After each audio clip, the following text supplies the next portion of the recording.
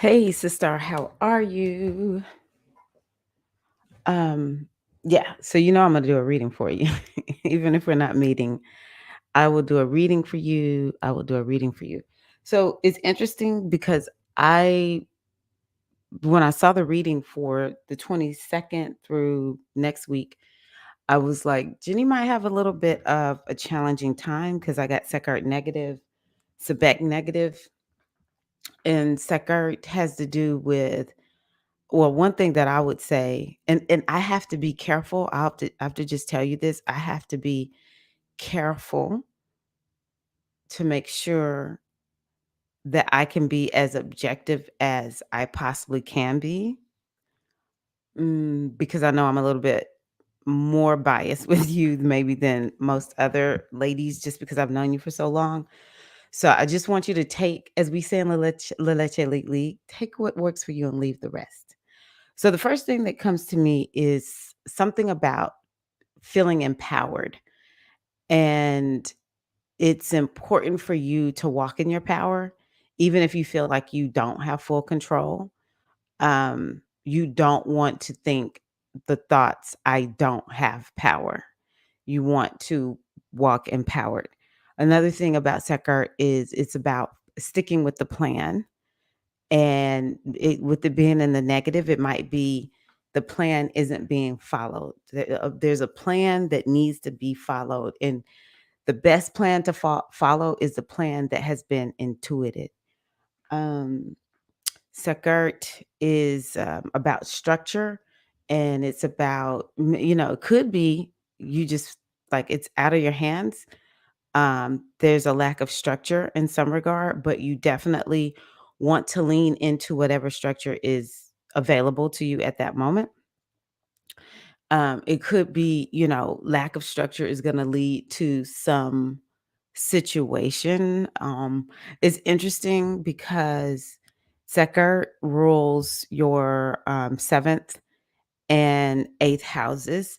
And I know I'm biased, but if I didn't know anything that was going on, I would say it might be something with your spouse. And both of those houses can be related to the spouse.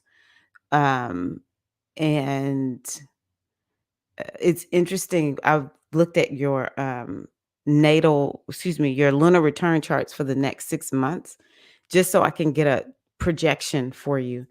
And I was like, wow, Jenny has a lot going on in the seventh house. Now, there could be something about the new job. The seventh house is definitely about new beginnings, partnering with somebody, or partnerships that you're in already. And so I can see why perhaps there's a little bit of, well, quite a bit going on with Kevin right now, just because the ruler of your um, house of partnership is in the eighth house. Now, the eighth house could do with money, it could do with Kevin's money and or his resources or how y'all combine resources.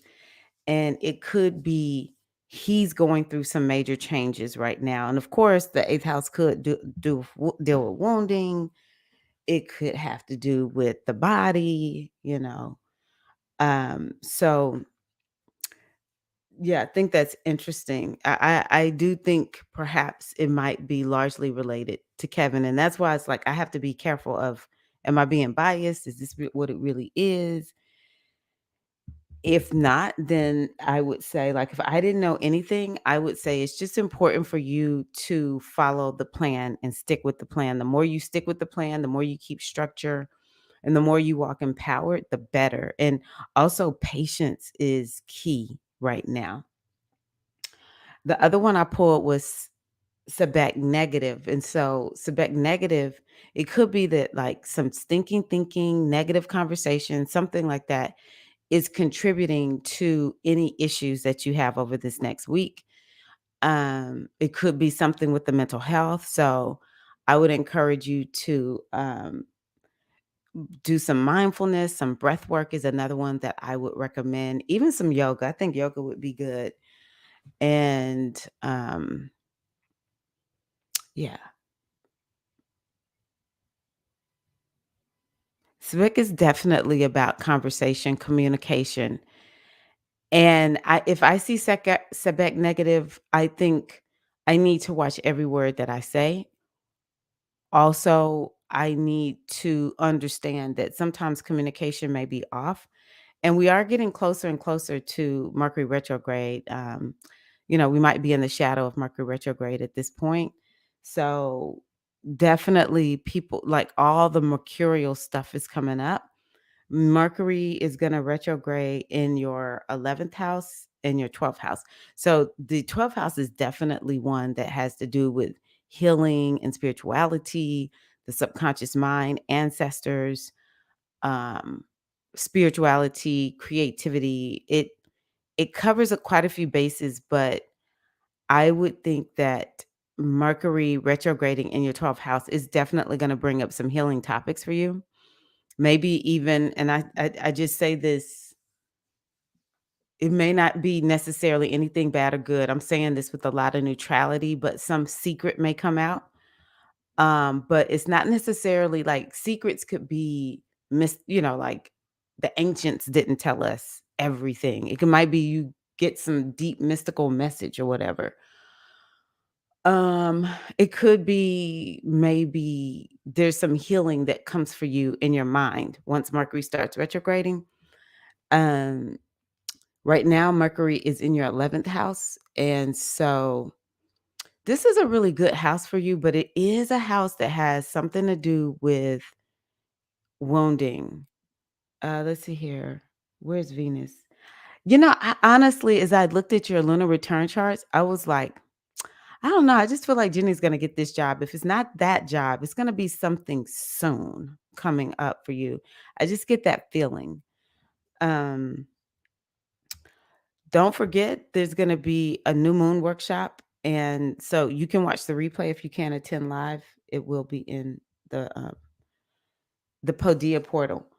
Um, so looking at your chart, another reason I was like, this could be a very good time for Jenny in her career is because you have so many planets here at the top of your chart. Um, yeah, you have so many planets here at the top of your chart. So when you have a lot of planets at the top of the chart, then it it could be the focus is on career. The bottom of the chart is the focus is more on the self, the foundational parts of yourself in life, and the upper part of the chart is more about how we're showing up in the world and career. So you have a lot of planets up there. So that's another reason why I was like, hmm, could be Jenny actually is going to get a new job soon.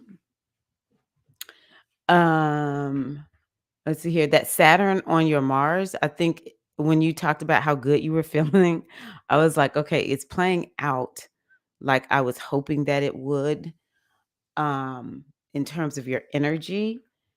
And you have a lot of planets in your ninth house. And so the ninth house is about your goals and what you believe in. And I guess I'm thinking, and this is me being biased, no matter what is happening, it's important for you to keep your eye on the prize and where you're headed and what you're going to do. I think that's very important. I don't know why I feel this sense of urgency that just came over me. All of a sudden, I was like, Jenny needs to have a sense of urgency that's attached to whatever this vision is. And it's not necessarily about like hustle, hustle, hustle. It's more about like, I will not be deterred. I'm getting ready to do fill in the blank. This is what I'm getting ready to do. I see that in your chart, and it'll be even stronger. Uh, Jupiter moves into Aries sometime at the top of May. If you don't have a job by then, I would say sometime May 10th. Yeah, sometime in May, you will get a new job. You will. I can't imagine it not happening because you have so many planets going into your 10th house, and the 10th house has the MC, which is your career point. Jupiter will be there, and then Mars will be there on May 24th. Your Mars is in the 8th house. Okay.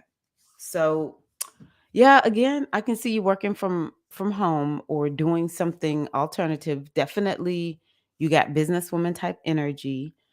So, you were saying you want a corporate job, doing the doing something that doesn't require you to take anything home, be in charge of people while you're there. Um, Aquarius is more of like, I don't know, it could be like a sciency something, maybe techie, something that's techie. Maybe that would be good. Okay. So yeah, that's my prediction about career. Mm, and I do think it's important for you to make sure that you stay open to the universe taking care of you. Maybe that's the thing, is to remember the structure of the universe is you let the universe know the how, no, not the how, the what and the why, and then you trust that the universe will show you the how. There's this energy called well, not this energy, but one of my business coaches calls, she was like, "You have an inner business expert, IBE." And it's the same essentially as the Ori, but I do call it IBE. I'll say, "Okay," and she says, "You delegate whatever you need to delegate it to IBE." I'm gonna tell you an example of this. I have, too many, Facebook accounts. I don't even know why I have all these Facebook accounts, but I do. And my business page is tied to one of them that I was like, "Oh my god, I'm locked out of this thing."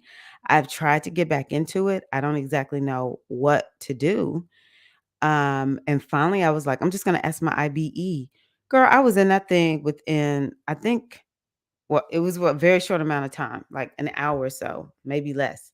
I was in that thing. And to be honest with you, I don't even know exactly what I did to get into this account, but it worked out. And so my point to you is I think that's important for you. You can say IBE, inner business expert. I asked my inner business expert about everything, like, you know, maybe something about exercise, or, should I buy this thing or should I buy that thing, whatever. And so, yeah, I think that's important for you to lean on that energy, and you live, as you're co-creating, as if you're co-creating your reality. And I'm saying all of that just because you have so much energy here in the ninth house. It's very magical. And it is really and truly about where are you headed? What do you want to do? And, allow the universe to bring that to you. We got quite a bit going on over here in your 11th house. This is a house that's also very much about progress and moving forward. So I think that you're gonna be like, I don't care what comes up. This is what we're getting ready to do. You won't be stopped. It's gonna be very difficult for anybody to stop you. So let me know if this is resonating with you. So this chart right here, your moon is in the first house on your lunar return. That's why I was like, hmm, I don't know. I feel like something new is on the horizon. Yeah. You're taking yourself in a new direction, and it's on the 5th house in your natal chart. The 5th house has to do with good fortune, children. So maybe something is gonna you'll get activated by something regarding the children, not necessarily anything bad, just it's activating that house. It's also activating the house that has to do with shining and standing in your, like, what do you bring to the world, and not being apologetic, being unapologetic, and being okay with everybody, like giving you kudos. The other thing that I'll tell you about this is what's blocking you from really stepping fully into your innate gifts and talents. That's you're being asked to release and let that go with the eclipses. Excuse me. You're being asked to let that go with the eclipses. And that second eclipse on May 16th is right there. You have a lunar return with that eclipse. I was like, wow, when I saw it. The 20 is at the 25th degree, and your moon is at the 28th degree. That's right there at your moon. And so this is going to be like, I want you to understand that this next 6 months is going to be one of the most transformative months. And I don't say this to be scary, nothing. The moon on April 30th is, or the new moon eclipse on April 30th is right there on my moon. I'm in the same boat as you. It's on my ascendant. It's opposition my ascendant. I'm in the same boat, so just know it's like I encourage you to really watch that eclipse webinar that I'm doing next week. I'm actually calling it a mini retreat. I really encourage you to watch that. Let me see here. Yeah. Okay. So I'm gonna see if I can change what I'm sharing.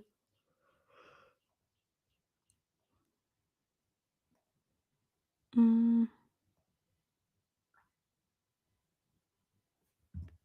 Let me see something. I don't know what this is gonna look like. I don't think I can share it. But anywho, I'll try one more time. Yeah, I can't share it. But let me tell you what I see. So the lunar return on 516, that is happening where that moon is in the seventh house. So that's another indication for me, either a new job as like a consultant or something with Kevin, some new beginning. And I'm trying to think. Mine is Taurus.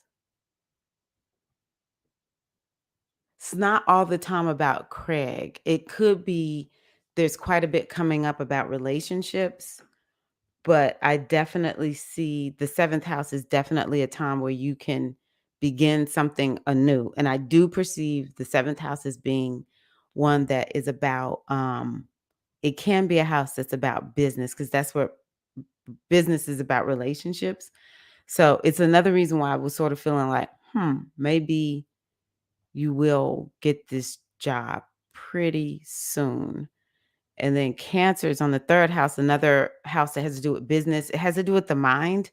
So this is the May 16th lunar return chart. So from May 16th to June 12th is what I'm talking about. Anywho, I'm not going to go too deep in that.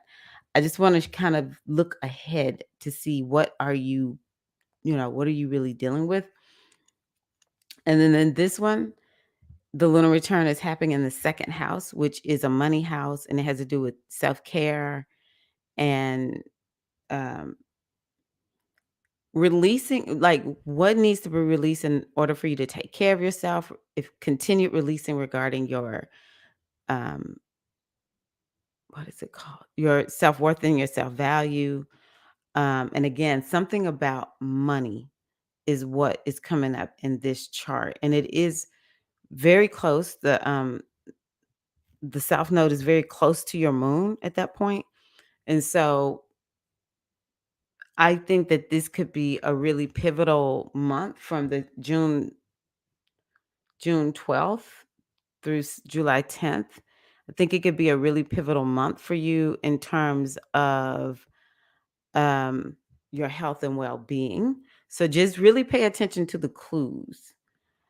The one that starts on July 10th, again, the moon is in the seventh house in this chart. So that's why I'm like, mm, something is up with you and Kevin or you and this job.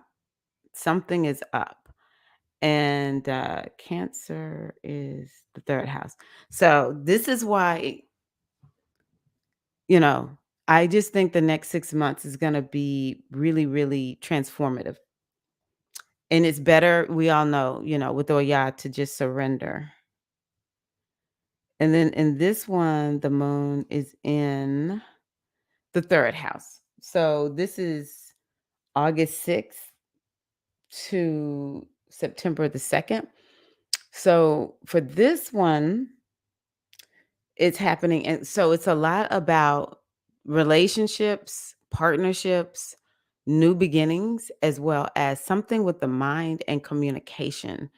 Very, very important. These are things that, I encourage you to focus on. And then, hold on, let me go back here. Spirit said, look for Cancer. Cancer in this chart is the 11th house. So, yeah, it's something up, it's very air type energy for you over the next few months, or social, not air, social for you, and focused on progress and goals. I think this is very important for you. Okay, so this is September the 2nd. So I've taken you out. This would go until right at the top of October. And this lunar return is happening in the 11th house. So the 7th house, the 11th house, really big houses for you. 3rd house is another one that's a big house. Big house themes. Cancer is the 7th house. Um, so 7th house goes to the 11th. I don't know. It feels very career. It seems to be very career focused. If not career focused, you're very focused on making progress. So I thought that that was really, really um, interesting and important for me to speak on, because what I do is I do my best to, especially when it's a lot going on, it's like, okay, I need to not keep my vision right here. I need to be projecting out, like, how long am I going to be in this position? And what ends up happening is you won't make up any stories about it. That's the main thing I think that's important. I'm pulling that was an interesting card that I just pulled for you. Wow, you getting major arcana today. Okay. Okay, Jenny. The third one was Earth. Okay. So the first card that I pulled for you today, Brigide. Brigide. I'm gonna hold it out one more time. Make sure you can see all of that goodness right there, honey. Okay. And the word on here is alchemy. I could not agree more. I don't even know what she's gonna say to you, but I couldn't agree more. Let's see here. X.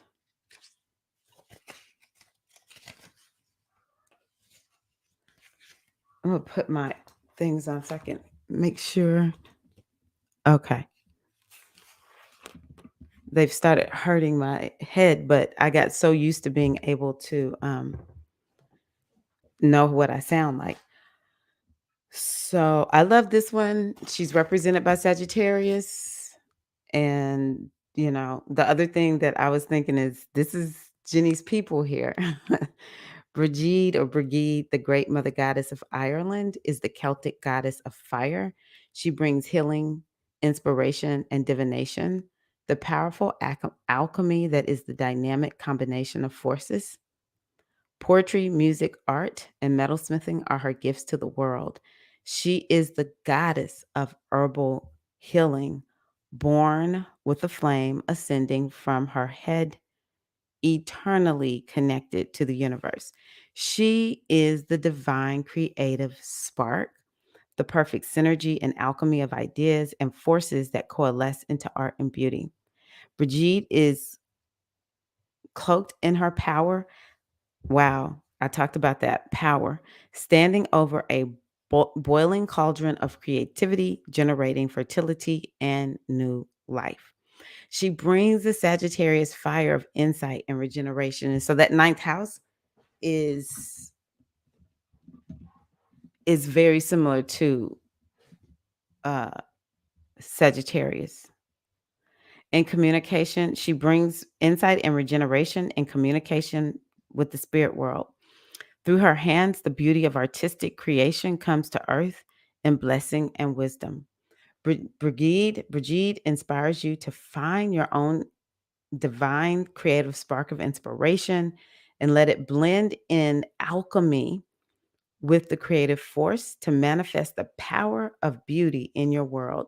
She assures the success of your creative attempts, inspiring you to succeed as the artist, I'm going to say the manifester you truly are. So I want you to just ponder on that and tell me what you think.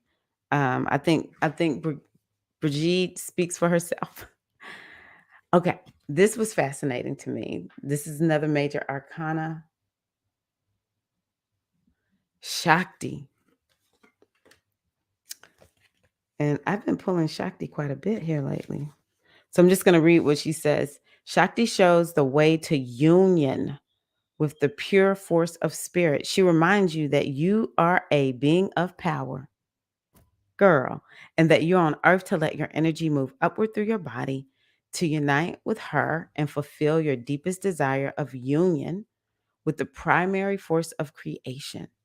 Shakti is the cosmic example of sacred power, exemplifying the perfect orgasmic fusion of your sexuality, sensuality, and spirituality, where your world is forever transformed. Whoa. So, the power piece is what stands out to me for you. Interesting. This last one, crone,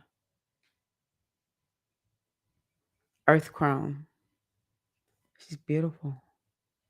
Okay.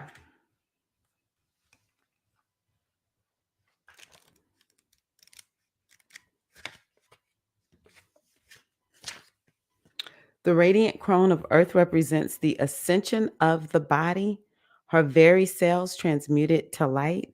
She is the warrior goddess aligned with the passionate earth, breaking old stories and shifting behaviors. I love that.